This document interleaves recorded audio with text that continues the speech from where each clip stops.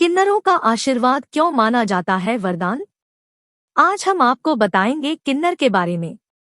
आखिरकार किन्नर का आशीर्वाद क्यों माना जाता है वरदान? किन्नर समाज का एक ऐसा हिस्सा है जिसे शायद समाज में बराबरी का मौका नहीं मिलता है, परंतु जब किन्नर के आशीर्वाद की बात होती है तो उनके आशीर्वाद को किसी वरदान से कम नहीं माना जाता है।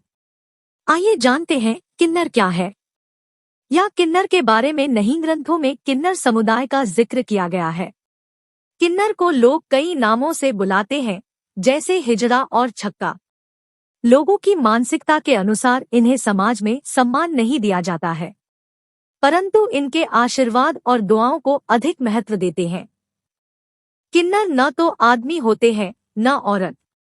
किन्नरों का पहनावा, रीति रिवाज और कई प्रथा सबसे अलग होती है।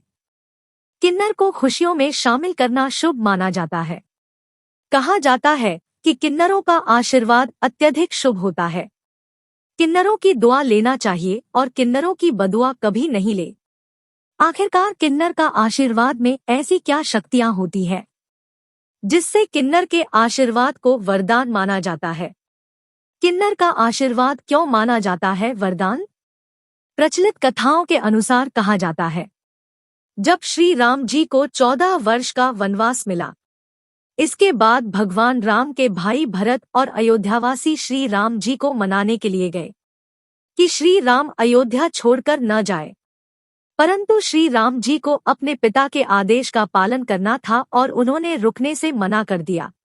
तब श्री राम जी ने कहा कि यहाँ आए सभी स्त्री और पुरुष वापस लौट जाएं। मैं 14 वर्ष पश्चात लौट कर आऊंगा। श्री राम जी के कही बात में कहीं किन्नर शब्द का उपयोग नहीं हुआ था। इसी कारण किन्नरों ने वहीं पर भगवान राम की प्रतीक्षा की। जब भगवान राम 14 वर्ष के वनवास के बाद वापस आए, किन्नरों की भक्ति को देखकर श्री राम जी चौंक गए।